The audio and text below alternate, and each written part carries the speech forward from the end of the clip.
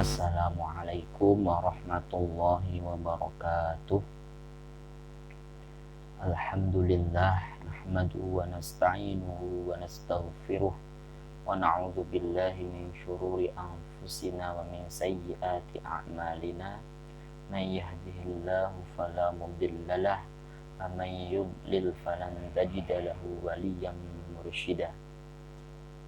Asyhadu an la ilaha illallah wa asyhadu anna sayyidana Muhammadan abduhu wa rasuluh wa safiyyuhu wa khaliluh arsalahu Allahu ilal alami kullihi basyiran wa nadhira.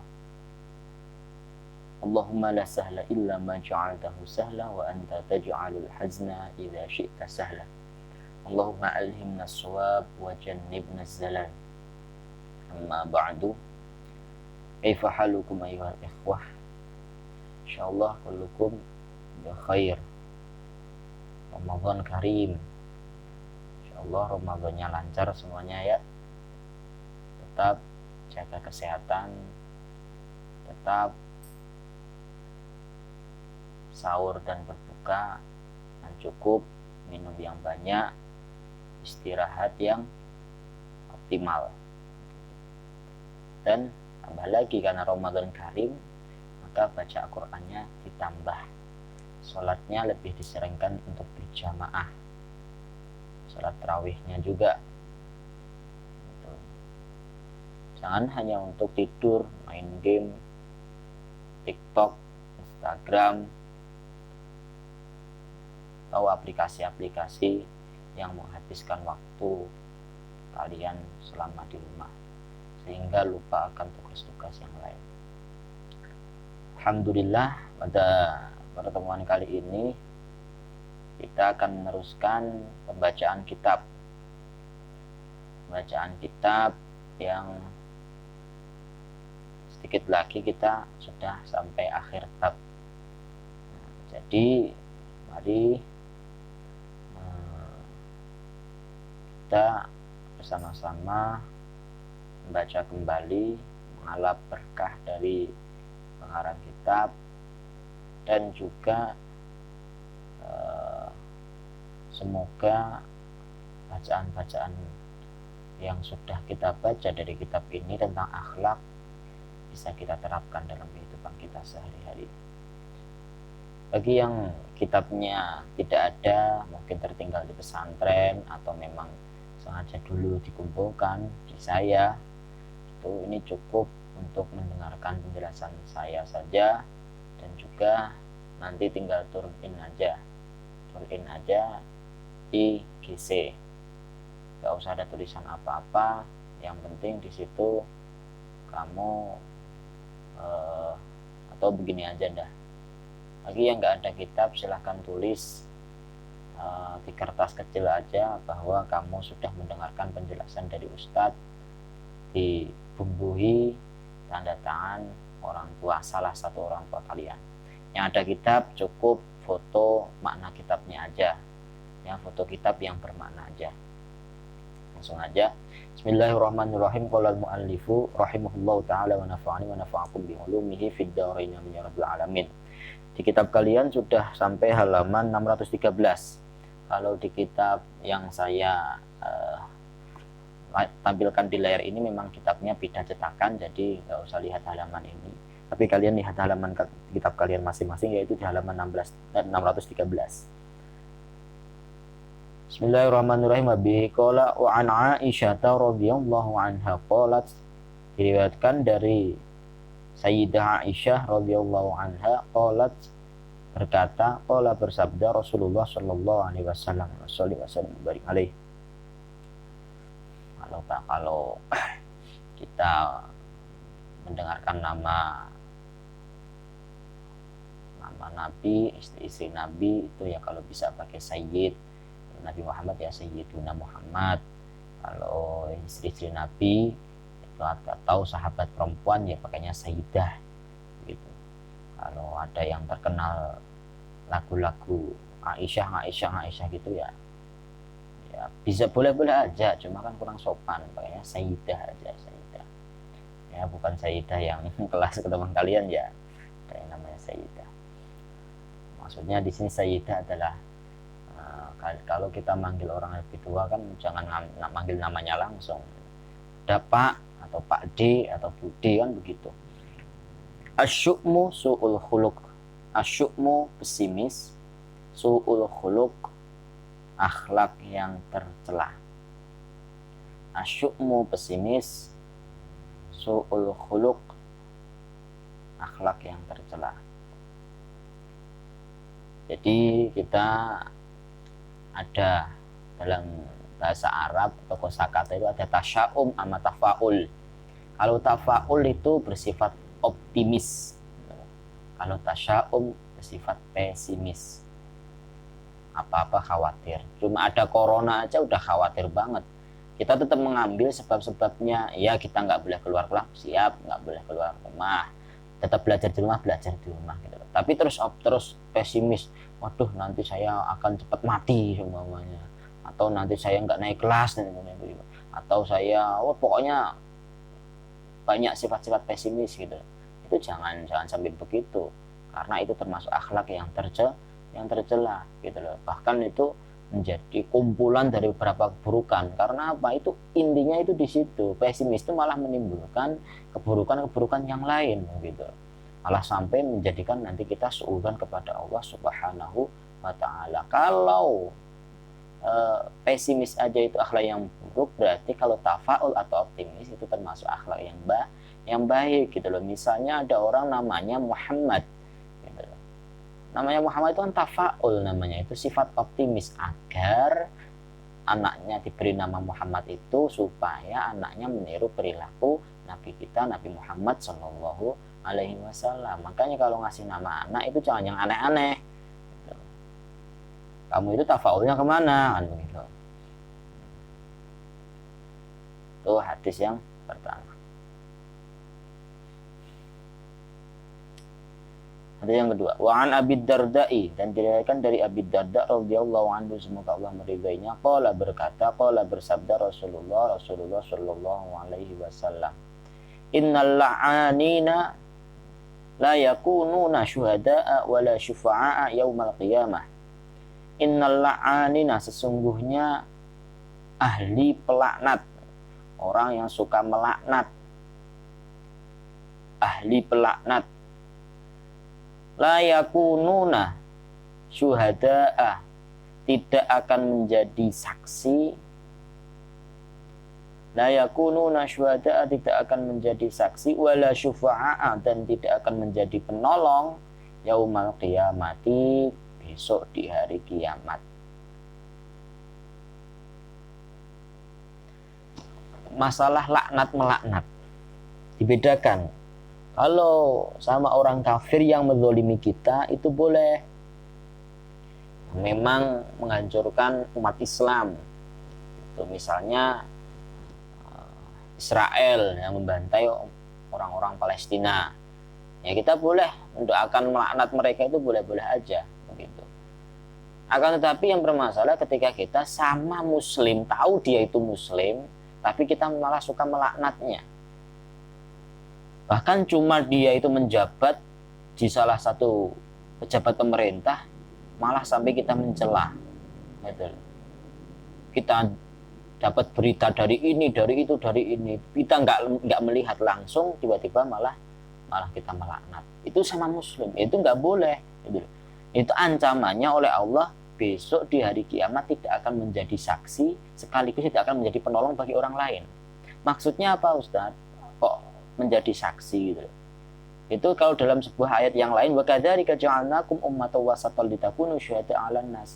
Besok di hari kiamat itu umat Islam itu menjadi saksi bagi para nabi yang sudah melaksanakan tugasnya, maksudnya sudah menyampaikan dakwahnya. Gitu. Sudah ini orang ahli pelaknat ini nggak akan menjadi saksi. Gitu. Itu hukumannya bagi Allah. Yang pertama, dia tidak akan menjadi saksi di hari kiamat. Yang kedua, dia tidak akan menjadi penolong bagi orang lain. Bahkan bagi keluarganya sendiri nggak akan jadi penolong siapapun. Kan pernah saya katakan bahwasanya jadikan kalian itu ketika sahabatan kalian selama di pesantren Al-Azkar itu kalau bisa itu dengan pedoman an-naji minna ya'khudhu biyadi akhi, yang selamat dari kita akan mengambil tangan saudaranya yang belum selamat gitu loh. Lah, kalau kalian malah suka melaknat temannya sendiri, malah melaknat sama muslim, melaknat pejabat pemerintahan, melaknat pokoknya yang tahu dia itu muslim kita malah melaknat, ya besok kamu tidak akan bisa menjadi penolong bagi mereka gitu. Tidak akan menjadi penolong bagi keluarga kalian sendiri. Itu hukumannya dari Allah besok di hari kiamat. Lah, kalau melaknat orang-orang zalim, yang kafir, melaknat orang-orang kafir, melaknat orang-orang yang minum khamr, itu enggak masalah, itu memang ada dalilnya. Akan tetapi kan ada koridornya begitu loh. Tidak asal di depannya orang langsung kita bilang laknatullah alaik ibaratnya. Semoga Allah melaknatmu. Nah, itu kan melanggar aturan, ibaratnya itu masa Islam itu indah gitu loh. Jangan kau perkeruh Islam dengan perilaku burukmu gitu. Islam itu indah, jangan perkeruh Islam dengan perilaku burukmu. Kalau kepada orang lain tunjukkan bahwa Islam itu indah, Islam, agar mereka itu semakin semangat dalam menjalankan syariat Islam. Wa an Mu'adz bin Jabal radhiyallahu anhu, dan diriwayatkan dari Mu'adz bin Jabal. Ini kalau maknain ya jangan sambil ngapa-ngapain. Ya, ini saya melihat kalian gitu. Wa an Mu'adz bin Jabal, dan diriwayatkan dari Mu'adz bin Jabal radhiyallahu anhu qala, berkata qala, bersabda Rasulullah sallallahu alaihi wasallam, man ayyara akhahu bi dzambin lam yamut hatta ya'malah. Man, barang siapa, ayyara, yang mencela, akhahu, saudaranya, bidzambin, dengan sebuah kesalahan, lam yamut, maka ia tidak akan mati, hatta ya'malahu, sehingga ia melakukan kesalahan tersebut. Ini yang sering terjadi, saya sering temukan itu di kelas gitu loh. Persahabatan, pertemanan itu ibarat itu kalian sama kaca. Kalian ini di depan kaca. Atau kalau kemarin saya share itu juga tentang kejujuran, itu ibaratnya itu kaca, ketika kalian tidak jujur sekali, itu kacanya akan pecah dan sulit untuk diperbaiki lagi. Nah, kalian gitu loh, bersahabat dengan seseorang itu ibaratnya itu, kalau bisa kalian itu ketika di hadapan dengan kaca, ketika kalian tersenyum di depan kaca, maka dalam kaca itu tetap tersenyum. Kalian menangis di depan kaca, maka dalam kaca juga menangis. Oleh karena itu, mestinya ketika ada teman kita sedang kesusahan, kita ikut-ikut susah. Ketika teman gembira, kita ikut gembira. Lah, yang jadi masalah nanti ketika teman kita susah, teman kita sedang kesusahan, sedang merasakan kesedihan, itu malah kita itu malah seneng. Ini ketika kita malah mencela dengan sebuah kesalahan teman nih, di dalam kelas kalian ada satu yang salah, mungkin menjawab pertanyaan Ustaz langsung dibahas kan begitu. Nah, itu malah nggak boleh. Itu Allah akan hukum, kamu tidak akan meninggal kecuali kamu juga akan juga lah, ibaratnya bahasanya gitu. Nggak boleh. Apalagi dalam sebuah hadis yang lain, la tudhiris syamata tali akhik fayarhamuhullahu wa yabtalik. Janganlah kalian memperlihatkan kegembiraan atas kemalangan orang lain pada saudaramu. Ada saudaranya memang semuanya sekarang ini ada isu covid begini, dia ternyata terkena virus kayak gitu. Ya boleh kita menjauh, tapi jangan terlalu mencela kan begitu. Kamu kalau malah mencela, kamu malah ibaratnya itu senang atau gembira atas penderitaan orang lain, kamu akan dihukum sebagaimana yang Allah hukum padanya. Gitu. Wa an Bahz bin Hakim, dan diriwayatkan dari Bahz bin Hakim an abihi, dari ayahnya, an jaddihi, dari kakeknya, radhiyallahu anhum, semoga Allah meridai mereka. Qala berkata, qala bersabda Rasulullah sallallahu alaihi wasallam, sallallahu alaihi wasallam, wailun lilladzi yuhadditsu fayakdzib liyudhika bil qaum, wailun lah, thumma wailun lah, thumma wailun lah. Wailun celaka, lilladzi bagi orang, yuhadditsu yang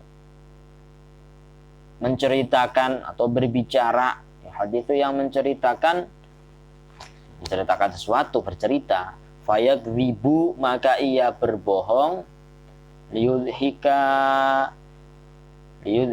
bihil qaum, liyudhika supaya ia membuat tertawa, bihi sebab perkataan tersebut, al qauma sebuah kelompok. Wailun lah, celakalah baginya, tsumma wailun lah, lalu celakalah baginya. Bercanda itu boleh, tapi yang nggak boleh itu bercanda yang berlebihan, yang isinya itu cuma kebohongan. Dia bercanda tapi isinya kebohongan. Maksudnya dia itu berbohong terus membuat tertawa orang lain, membuat cerita-cerita yang membual, cerita-cerita yang isinya itu tidak berdasarkan kenyataan, gitu. Itu apa? Itu nggak boleh. Jadi pelawak itu juga, kalau dalam ini dalam syarah hadis ini diterangkan bahwa jangan sampai kita menjadikan pelawak atau melucu itu sebagai pekerjaan. Itu termasuk kesalahan yang besar kalau kata pensyarah hadis ini. Jangan sampai kita menjadi profesi pelawak, atau kalau sekarang itu ya stand up komedi lah, begitu loh. Nah, komedi itu kan kayak, kalau menurut saya itu banyak membualnya itu loh. Ceritanya itu ngarang-ngarang semua. Hanya untuk apa? Hanya untuk nyenengin orang, gitu loh. Nyenengin orang nggak sampai segitunya kali, nggak sampai isinya itu kebohongan, gitu. Kalau bisa ya cari pekerjaan yang lain selain itu. Nyatanya juga banyak kiai-kiai atau orang-orang alim yang ketika menyampaikan ceramahnya ternyata banyak yang lucu, tapi itu berdasarkan kenyataan, nggak mungkin berbohong. Nabi juga pernah bercanda, tapi tidak diisi dengan kebohongan. Wa an Anas, dan diriwayatkan dari Anas radhiyallahu anhu, semoga Allah meridhoinya, anin Nabi, dari Nabi sallallahu alaihi wasallam, qol, sabda, kafaratu man ightabtahu an tastaghfiralah. Kafaratu man, balasan orang, ightabtahu yang sudah kamu bicarakan, yang sudah kamu hibai. Apa? Kita bagaimana nih solusinya kalau kita sudah terlanjur menghibai orang lain, ngomongin orang lain? Antastaghfira, hendaklah kamu meminta ampunan, lahu, untuknya. Mintakan ampunan untuknya, gitu. Tapi jangan begitu dulu. Kalau kamu terlanjur membicarakan orang lain, itu apa? Yang pertama adalah kamu meminta halal padanya dulu, gitu. Ya, maafkan ya, kemarin saya itu telah membicarakan kamu atau merasa menggosipi kamu, begitu. Bicarakan keburukan kamu, saya meminta maaf, benar, gitu loh. Gitu. Kalau yang terus, bagaimana kita pernah membicarakan kesalahan orang lain tapi orang lain itu udah nggak tahu kemana, kita nggak pernah bertemu lagi, baru itu kita memintakan ampunan padanya. Ya Allah, ampunilah dosa-dosanya dan ampunilah dosa-dosaku yang telah membicarakan keburukannya, begitu. Hukumannya bagi orang yang tidak mau meminta halal atau meminta maaf pada orang yang dibicarakan, itu apa hukumannya? Gitu. In kana lahu amalun sholih ukhidha minhu biqadri mazlamati, gitu loh. Ketika dia punya amal soleh nih, orang yang suka gosip, dia ngosipin orang lain, dia punya amal soleh, maka dia akan dihukum berdasarkan dia membicarakannya kesalahan orang lain tersebut. Lah, ketika dia punya kebaikan gitu loh. Gitu loh. Ketika gitu kan, kalau punya kebaikan itu berarti kebaikannya itu diberikan kepada orang yang dibicarakannya. Gitu loh. Kalau nggak punya kebaikan, maka keburukan orang lain itu yang ia bicarakan itu dilimpahkan kepadanya. Gitu loh. Jadi dua, yang pertama ketika dia punya kebaikan, berarti kebaikannya yang baik ini, kebanyakan orang yang gosip ini tadi diberikan kepada orang yang digosipi. Udah, gimana kalau dia nggak punya kebaikan sama sekali, maka keburukan yang digosipi tadi itu dikasih kepada orang yang menggosipi. Nah, ini ada penjelasan dari Imam Abu Hanifah yang bagus itu, bahwasanya seumpamanya kita sedang, ya contohnya kita nggak masalah, kita sedang membicarakan kesalahan orang lain, kamu nih membicarakan kesalahan orang lain gitu loh. Lah, kalau omongan kamu ini gitu loh, omongan kamu tentang kesalahan orang lain ini belum sampai kepada orang yang kamu bicarakan, itu cukup kamu itu merasa menyesal, lalu kamu itu taubat. Terus yang ketiga, kamu meminta ampunan memintakan ampunan untuk orang yang kamu gosipi gitu. Itu syaratnya ketiga ini. Berarti kamu harus menyesal, taubat, dan yang ketiga memintakan ampunan pada orang yang kamu gosipi. Dan yang kedua, jika memang apa yang kamu bicarakan ini sudah sampai kepada orang yang kamu gosipi gitu loh, itu ya udah disyaratkan apa? Kamu harus menjelaskan sesuatu yang telah kamu bicarakan pada orang yang telah kamu gosipi gitu loh. Terus kamu taubat kepada Allah, terus kamu meminta ampunan, kamu juga meminta ampunan untuk dirimu sendiri, dan meminta ampunan bagi orang untuk minta ampunan untuk orang yang kamu gosipi. Wa an Aisyah radhiyallahu anha, dan diriwayatkan dari Sayyidah Aisyah radhiyallahu anha qalat, berkata, qala bersabda Rasulullah sallallahu alaihi wasallam, abghadur rijali, laki-laki yang dibenci ilallahi oleh Allah, al-aladul khosim, maaf ini enggak saya, al-aladul khosim, orang yang suka berdebat lagi kasar. Orang yang suka berdebat lagi kasar. Ya, apapun masalahnya di debat. Apapun masalah, cuma masalah kecil aja debat, masalah kecil aja debat. Cuma isinya debat terus. Itu enggak baik. Itu termasuk golongan orang yang dibenci oleh Allah.